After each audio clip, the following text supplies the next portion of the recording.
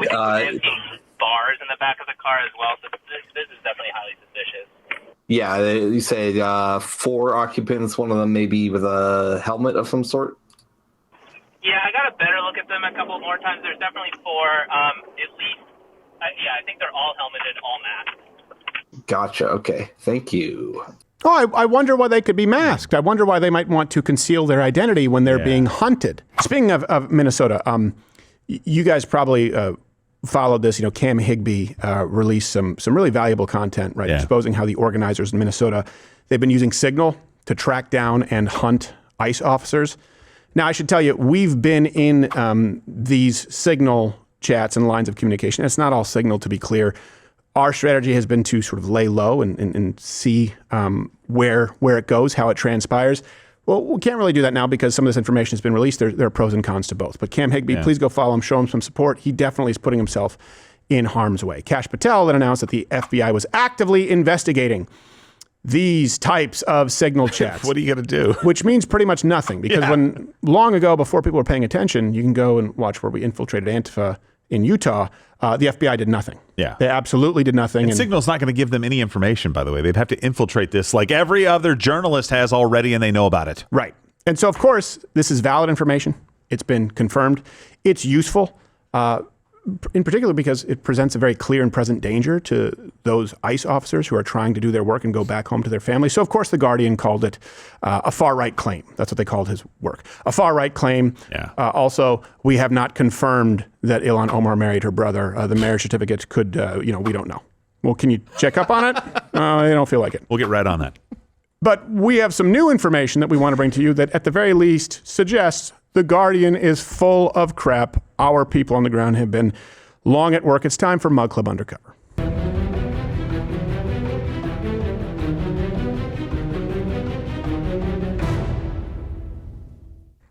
And again, this is a part of what your support helps support. I should have worded that better, but your membership does support this. We have boots on the ground. We have our tentacles out everywhere. So you can consider joining up. Also sending your tips to lwctips@protonmail.com. It's encrypted. We will go to jail to protect our sources. Keep in mind that we received tips, the Nashville Manifesto, the bullet engravings with Charlie Kirk. I'm trying to remember what the other, there have been a few that have come through the tip line where our people have been able to track them down and do the legwork. So please do send some tips and know that your information is safe with us.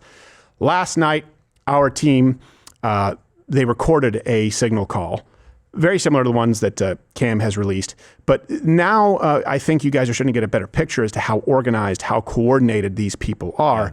In this Signal call, the participants coordinate exactly how to trace and follow up with vehicles of ICE officers in real time. This is not just a ragtag crew of social media trolls. Blank here. We've got the Audi.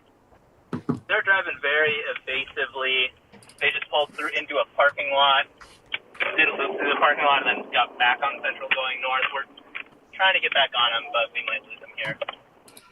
Gotcha. I am going to relay this. We think we may have seen bars in the back of the car as well, so this is definitely highly suspicious. Yeah, you say 4 occupants, one of them maybe with a helmet of some sort?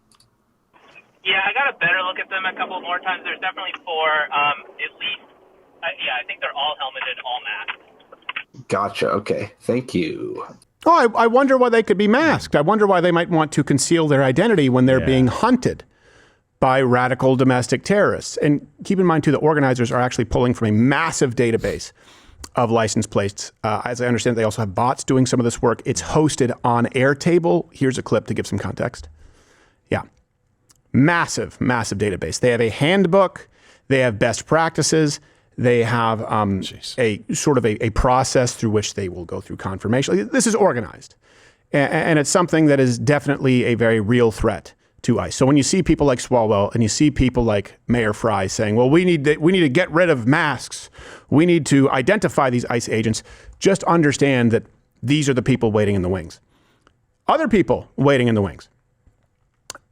Signal chat. Some journalists. We found a few journalists there, and I don't really know that you would consider this journalism, and then I'll give you some background and names on the journalists who we've identified. They have been effectively collaborating or attempting to collaborate with the organizers in this group. So one of these journalists comes from ProPublica, and this is what they wrote. They wrote, "Hi all, is NE Nebraska?" Either New England or Nebraska, yeah. I think it's Nebraska. "Hi all, any resident here sharing on behalf of my coworkers at ProPublica. Help investigative journalists report on an important story. We are Lisa Long and Maya Miller." Lisa Song. Lisa Song. Sorry. Lisa Song. Song. And what a song it is. Lisa Song and Maya Miller, reporters with the national nonprofit news organization ProPublica. We've been following reports of young children who were pepper sprayed or tear gassed in suburban Chicago and Minneapolis, and we've learned that other kids have faced similar situations over the past year. We're aiming to document cases in which children and teenagers have been harmed during interactions with federal agents such as ICE or local law enforcement. This includes being exposed to tear gas, pepper spray, flashbangs, rubber bullets, and other less lethal weapons. We are focusing on cases involving children, anyone under 18, because of the disproportionate health impacts they face.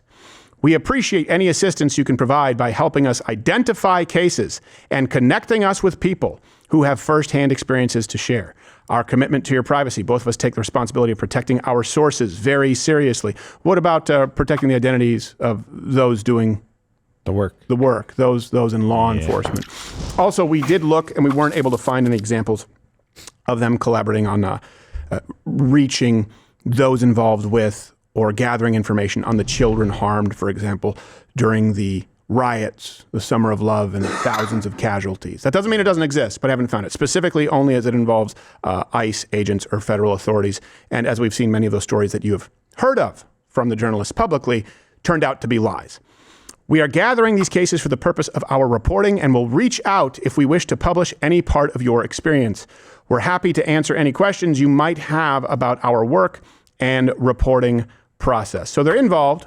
They're in these signal chats. Yes, Gerald? I was going to say, so it's actually the NE stands for Northeast. It's a part of the Minnesota Watchers group. Oh, okay. So it was specific to them. Okay. So we could have written it differently. Sorry. So there you go. They have their own little code sign. They're there. Candy cane. Oh, geez.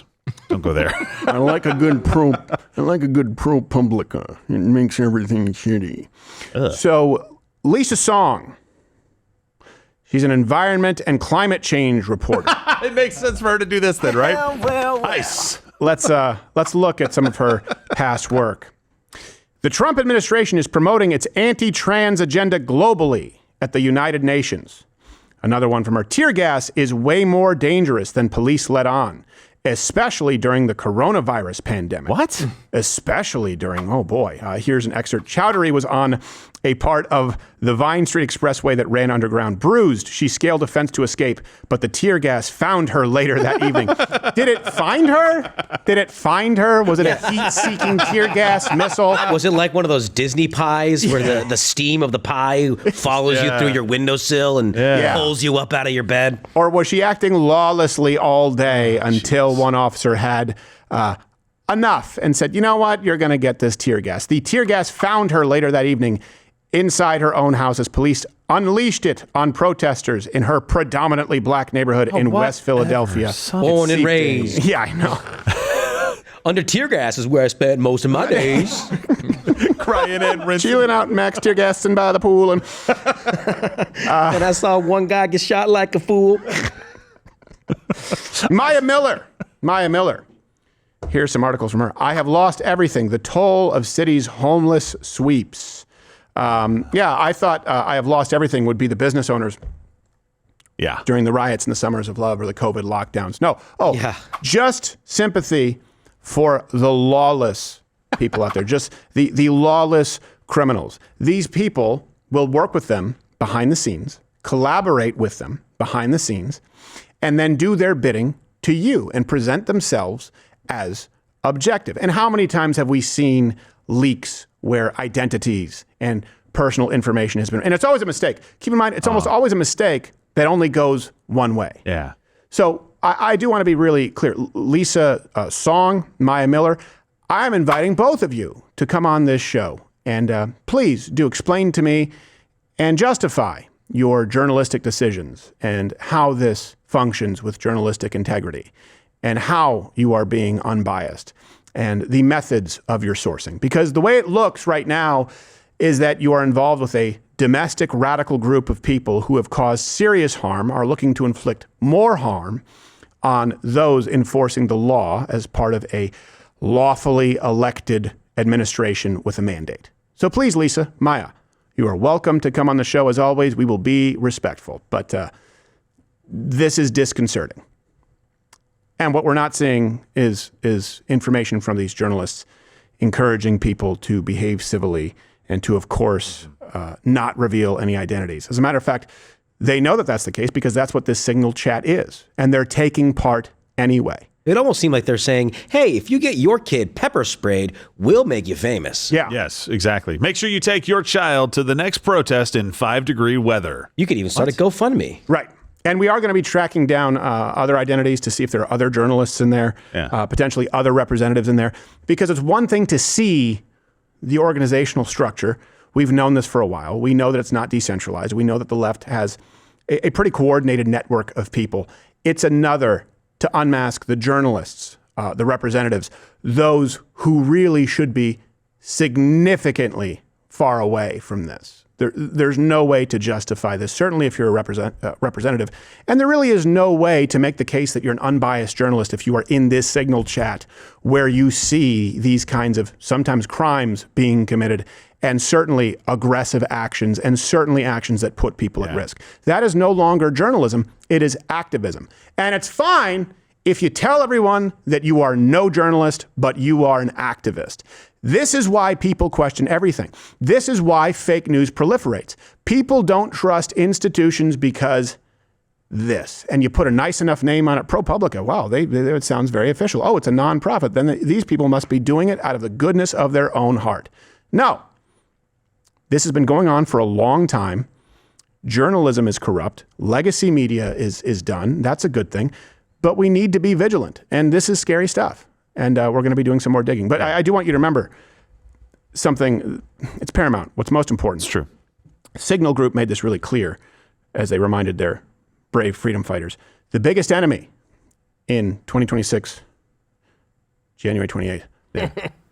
It's still COVID. They wrote, please wear a KN95 or N95 mask when you are out. COVID can spread outdoors. There's no comma there, so it's hard for me to read.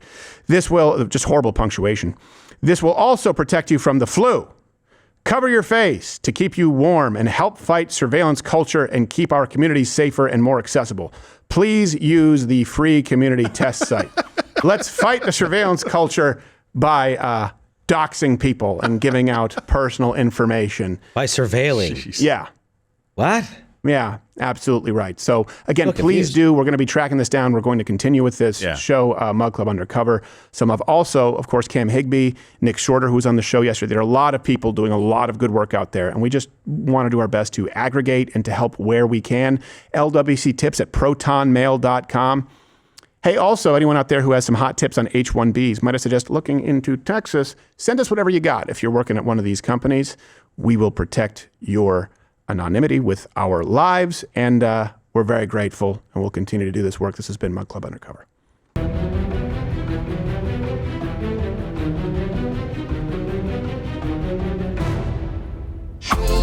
Oh, you're still here? And you're still watching this on YouTube? You've probably noticed something is missing by now. I'm not here. That's because the Live Daily Show is now streaming exclusively on Rumble weekdays at 11 a.m. Eastern. Tune in there, where nothing is censored.